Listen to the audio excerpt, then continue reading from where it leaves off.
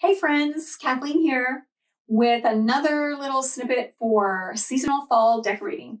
If you saw the last video, I created a warm fuzzy focal point vignette. I'm dismantling it now, so it's partially undone.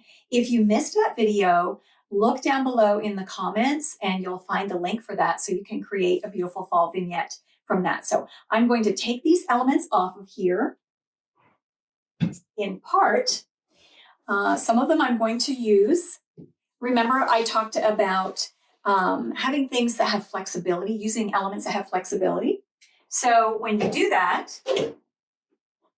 you're able to transform things from one thing to a next. So I'm going to keep my layers here that we started with, and I'm going to show you how to create a table centerpiece, I guess you might call it a tablescape, table centerpiece. Now, this would obviously run down the center of your table. We're going to take the pretty sparkly placemat that I had. I have two others, so we've got 1, 2, 3. So what I've done is I've arranged them almost like they're a table runner. So, and I have used table runners, so table runners are fine, but I happen to like the look of these little placemats here. So we're going to use these with their little bit of sparkle. I'm going to keep the wooden piece and then the two little rings here. I'm going to take the faux cabbage out. And this will be the piece that sits in the middle. I'm going to pull this apart a little bit so we can fit the centerpiece in. And I apologize for the chandelier. There's no way to move it, so we're going to just work around it.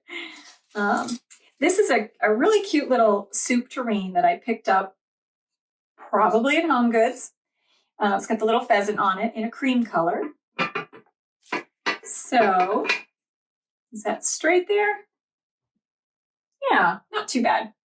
So he's going in the center. Now, when you have a centerpiece, a table running down the center of your table, something that you've done, there are a few things you want to keep in mind. First of all, it would go down the center of the table. I have this off on the edge because the camera can't see it otherwise. The other thing is that you want it to be low enough so that when people are seated, they can see over the centerpiece. Nothing worse than having all this big, heavy stuff in the way and not being able to see the person across the table from you. So this, I'm shorter. Most everyone else sitting at this table would, be more up here. So this is perfectly fine because I would be able to see the heads of everyone sitting around here. They can see me. So that's one thing you want to keep in mind as well. So you want to have it in the center of the table. You want to be able to see over it. And then you want it to be attractive on both sides. Okay, so I've added some candles and flowers here. So on the side facing me, I have this really cute little bird. Not sure what kind of bird that is. I'm sure some of you guys probably could figure that out for me. Anyway, I've got a little pair of them. So he's sitting on this side. Then I've placed 2 candlesticks with some beautiful beeswax candles. They don't match.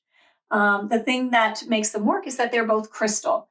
Okay, and they both have some little babeshes with some little crystals and pearls and all. So, and then on the other side, for the people facing the other side of the table, I've just taken a clear little vase and put some fresh roses in there. So we're using real flowers.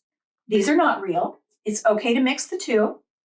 And then we have those same elements that we're going to put at the other end. Again, these candlesticks do not match. I guess there is one pair. And then the other 2 are odd ones, and that's perfectly fine. The other thing that's perfectly fine and wonderful is that they're different heights. Okay, so we have a few different heights going on here. We've got the little birds. We have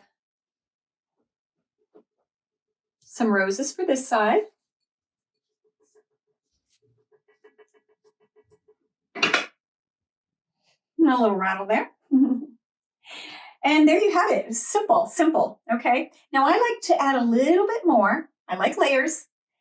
And I have these little faux spider mums that kind of carry the cream theme here. So I'm going to just tuck a few of these around the base. Here you want to work in odd numbers, so I have 5 of them. And that just kind of lightens. This can be kind of dark with all the green and the darker wood and all.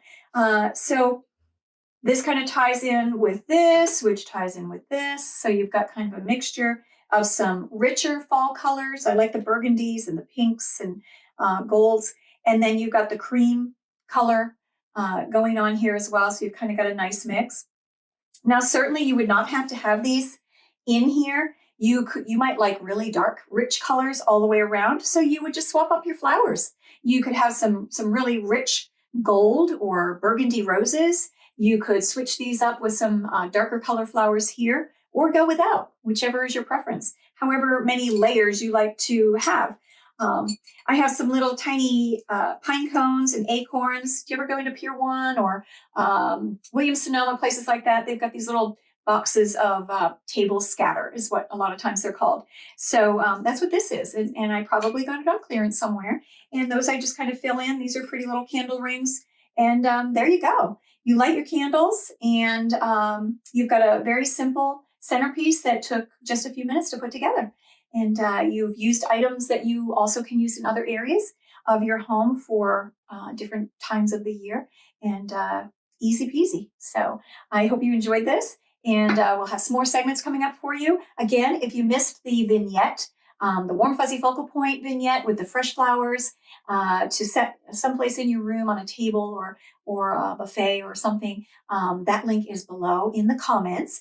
And go ahead and pop over there, check that out, and then let me know what ideas you come up with that use what you have in your home and what you've created for your table for the fall holidays. I'll see you again soon. Take care. Bye-bye.